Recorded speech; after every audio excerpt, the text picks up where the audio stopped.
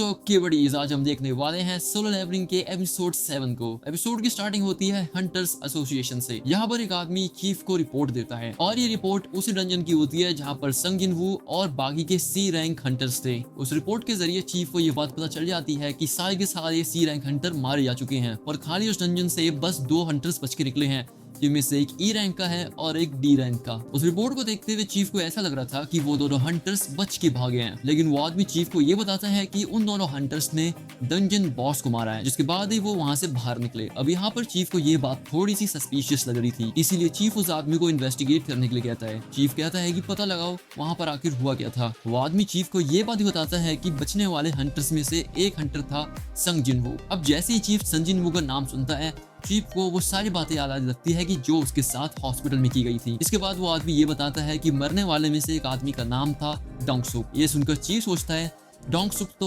Dongsu का भाई है, तो इस चीज पे थोड़ा सा ध्यान देना चाहिए। इसके बाद अगला सीन जिनवू के घर का होता है। सन जिनवू रेड से आते समय घर पर कुछ सामान भी लेके आया है। जिनवू अपनी बहन को सामान पकड़ाते हुए कहता है मैंने मॉम की दवाइयों के लिए पैसे जमा करे हैं। यहाँ पर खाना खाते हुए जिनवू की बहन उससे पूछती है तुम्हें पिछली रेड में अच्छे पैसे मिले, लेकिन इस बार तुम्हें एक भी इंजरी नहीं मिली, हो सकता है तुम्हारे साथ वाले हंटर्स ज्यादा पावरफुल होंगे। जिनवू इस पर कुछ अच्छा रिप्लाई नहीं देता और सबको बताए क्यों। जिनवू यहाँ पर साथ ही साथ ये बात भी सोचता है कि कैसे उसने बिना डरे सारे के सारे हंटर्स को मार दिया, और अगर वो अभी पुराने वाला जिनवू होता तो वो ऐसा नहीं कर पाता और शायद वो मर भी जाता। जिनवू यहाँ पर बियर पी रहा होता है कि तभी उसको एक नोटिफिकेशन आती है। यहाँ पर उसका सिस्टम ये बता रहा होता है कि तुम्हारी बॉडी में एक हार्मफुल चीज डिटेक्ट हुई है, लेकिन तभी उसका सिस्टम उसकी बॉडी को डिटॉक्सिफाई भी कर देता है। इसके बाद खा पीकर जिनवू अपने रूम में सोने के लिए चला जाता है, लेकिन जैसे ही वो थोड़ी देर सोता है उसकी बहन आके उसे जगा देती है। जिन्हा जिनवू से कहती है कोई जिन्हो नाम का लड़का तुमसे मिलने आया है। इसी के साथ जिन्हा जिनवू के रूम में बहुत सारी बियर कैंस को देखती है, जिस पर जिन्हा उससे ये भी कहती है कि इतनी बियर्स मत पियो, ये पॉइजन हो सकता है। जिन्हो जिन्हा से कहता है तुम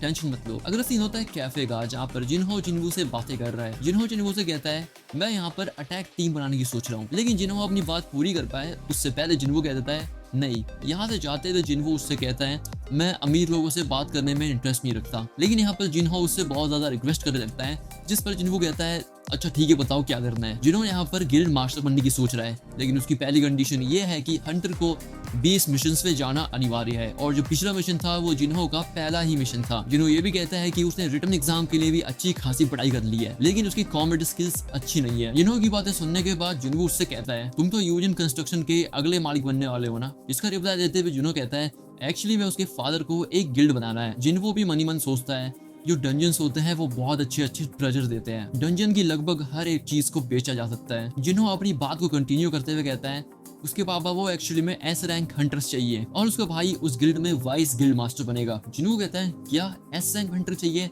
लेकिन पूरे नेशन में खाली 7 एस रैंक हंटर्स हैं। जिन्हों बताता है कि मिन युंग गू नाम का एक एस रैंक हंटर था जिसने कभी भी कोई भी गिल्ड ज्वाइन नहीं करा और अब वो रिटायर भी हो चुका है। जिन्हों उसे एडवाइस देते हुए कहता है अगर तुम किसी और गिल्ड से एस रैंक हंटर लाने की सोच रहे हो तो बिल्कुल ही मत करना, ऐसा हो सकता है कि इससे तुम्हें बाद में दिक्कत हो। जिन्हों कहता है कि उसकी भाई की अभी तक हंटर अवेकनिंग नहीं हुई है, इसीलिए वो गिल्ड मास्टर नहीं बन सकता। इसी बात जिन्हों जिनवू से रिक्वेस्ट करता है कि प्लीज मेरे साथ रेड पर चलो, क्योंकि मैंने तुम्हारी एबिलिटीज को देखा है और तुम बहुत कमाल का लड़ते हो। ये कहते हुए जिन्हों जिनवू को एक फाइल देता है। जिन्हों जिनवू को ये बताता है कि जिस बिल्डिंग में अभी हम बैठे हैं ये जल्द ही गिल्ड ऑफिस बन जाएगा। वैसे इस बिल्डिंग की वैल्यूएशन 30 बिलियन है एंड इसी के साथ जिन्हो को 30 बिलियन ऑफर भी कर रहा है। इसका मतलब यहाँ पर यह है कि अगर जिन्हो के साथ 19 मिशंस पे जाता है तब जिन्हो उसको 30 बिलियन देगा। अब येन या वॉन ये कंफर्म नहीं है, बट अगर माला के हिसाब से बताऊं तो ये 30 बिलियन वॉन है, और अगर मैं तुम्हें इंडियन करेंसी में बताऊं तो ये हो गया बहुत सारा पैसा। जिन्हो मनी मन ये सोच रहा होता है कि अगर मैं ऐसे ही डेवलप करता रहा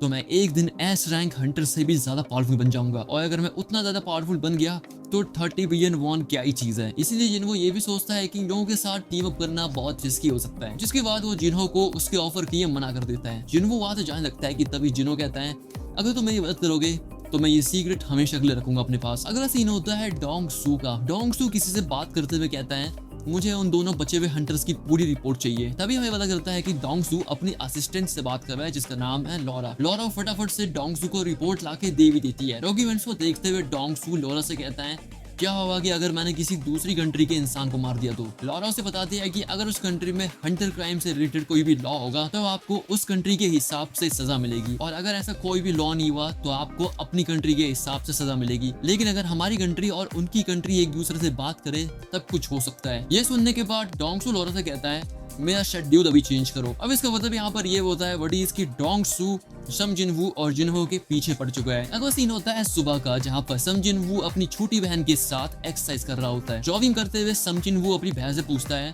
अगर तुम्हारे पास 30 बिलियन वॉन होते तो तुम क्या करती। जिदा कहती है कि वो अपने मॉम के हॉस्पिटल्स के बिल और कॉलेज एंड ट्यूशन फी को पे करती, और बच्चे में पैसों को वो कुछ नहीं करती क्योंकि ये बहुत ज्यादा पैसे हैं और उसको समझ नहीं आ रहा कि करना क्या है। जिन्हों अपने सिस्टम को चेक करते हुए ये देखता है कि वो 10 किलोमीटर की जगह 11 किलोमीटर भाग चुका है। इसी के साथ उसने 100 की जगह 102 पुशअप मार रखे हैं, इसलिए वो अपनी लिमिट्स को बढ़ाने की सोचता है। इसलिए वो थोड़ी सी और रनिंग करता है, जहाँ पर वो चेक करता है कि वो 20 किलोमीटर दौड़ चुका है। एंड इसी के साथ उसने 200 सिटअप्स मार रखे हैं, जिसके बाद उसका सिस्टम उसको एक रिवॉर्ड देता है। एंड इस रिवॉर्ड में उसको एक की मिलती है। जिन्हों का सिस्टम उसे बताता है कि ये चाबी है डीमन कैसल की, और ये डंजन उसको मिलने वाला है दाइसुंग टावर सोंगपा में। बट इंटरेस्टिंग बात ये है कि ये डंजन एक एस रैंक डंजन है। सिस्टम जिन्हों को ये बताता है कि उस कैसल के अंदर जिन्हों को एलिक्सियर ऑफ लाइफ मिल सकता है, जिसका यूज करके वो किसी भी बीमारी को ठीक कर सकता है। जिन्हों ये सोचता है कि अगर उसको एलिक्सियर ऑफ लाइफ मिल गया तो सबसे पहले वो अपनी मॉम को ठीक करेगा। अब सीन होता है रात का, जहाँ पर सम जिन्हों फाइनली उस गेट को चाबी से खोल देता है। अंदर जाते हुए जिन्हों ये भी सोच रहा है कि अगर उसके साथ कुछ गलत होता है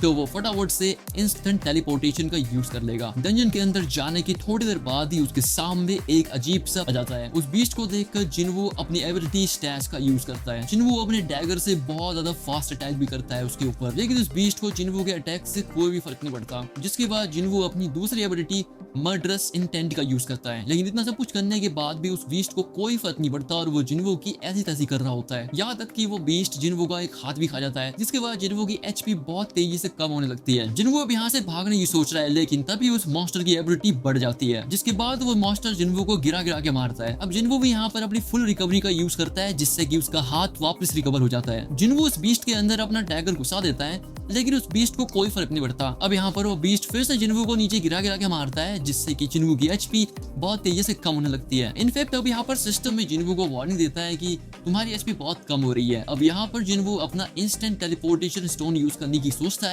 लेकिन वो बीस्ट जिन्हो के ऊपर फिर से अटैक कर देता है, जिससे कि उसका स्टोन उसके हाथ से छूट के गिर जाता है, जिसे देखकर जिन्हो वहां से बहुत तेजी से भागता है और कहीं जाकर छुप जाता है। अब उसे समझ नहीं आ रहा कि अब वो यहाँ पर क्या करे, लेकिन तभी उसको याद आता है कि उसके सिस्टम में एक शॉप भी है, और उस शॉप से वो 3 हीलिंग पोशन खरीद लेता है। उन तीनों पोशंस को पीने के बाद उसकी एचपी 300 पॉइंट्स बढ़ जाती है। खाली 300 पॉइंट एचपी को बढ़ा हुआ देखकर जिन्हो सोचता है ये तो बहुत कम है। अब वो यहाँ पर थोड़ा दिमाग चलाता है और वो पॉइजन पी लेता है। जैसा कि हमें शुरू में दिखाया गया था कि पॉइजन को पीने के बाद या फिर कहे अल्कोहल पीने के बाद उसकी बॉडी ने उसको डिटॉक्सिफाई किया था, जिससे कि उसकी एचपी भी बढ़ गई थी। इसके बाद जिन्हो फिर से उस मॉन्स्टर की तरफ जाता है, एंड अब इस समय पर उस मॉन्स्टर की स्किल डीएक्टिवेट हो चुकी है। इसका मतलब यहाँ पर ये हुआ कि जिन्हो ने जो भी पहले अटैक किए थे उन सब का असर अब उस मॉन्स्टर के ऊपर दिखाई दे रहा है। अब ये चीज देखने के बाद जिन्हो उस मॉन्स्टर के ऊपर फिर से अटैक करने की आगे बढ़ता है, लेकिन वो मॉन्स्टर उसको बहुत ज्यादा मारता है। इनफैक्ट वो जिन्हो के पेट में अपना दांत भी घुसेड़ देता है, लेकिन जिन्हो यहाँ पर हार नहीं मानता और वो अपने डैगर से उसके मुंह के ऊपर अटैक करने लगता है। अब यहाँ पर जिन्हो उस मॉन्स्टर के मुंह पे इतने सारे अटैक करता है कि वो मॉन्स्टर फाइनली मर जाता है। अब यहाँ पर जिन्हो का सिस्टम उसको एक पेपर देता है। सिस्टम उसे ये बताता है कि एलिक्सियर ऑफ लाइफ को बनाने के लिए उसको 3 आइटम्स की जरूरत है, लेकिन जिन्हो साथ ही साथ ये सोच रहा है कि अगर वो कैसल के अंदर गया तो वो पक्का मारा जाएगा, इसलिए वो सोचता है कि वो बाद में कभी कैसल के अंदर जाएगा। सो बटीज ये एपिसोड थोड़ा सा तवाईदार लगा मुझे भी। सो तुम कमेंट में ये बताओ कि तुम्हें इस पूरे एपिसोड में सबसे बढ़िया पार्ट कौन सा लगा। इसी के साथ तुम इस चैनल को सब्सक्राइब कर लो, और अगर वीडियो पसंद आई है तो फटाफट से लाइक भी कर दो।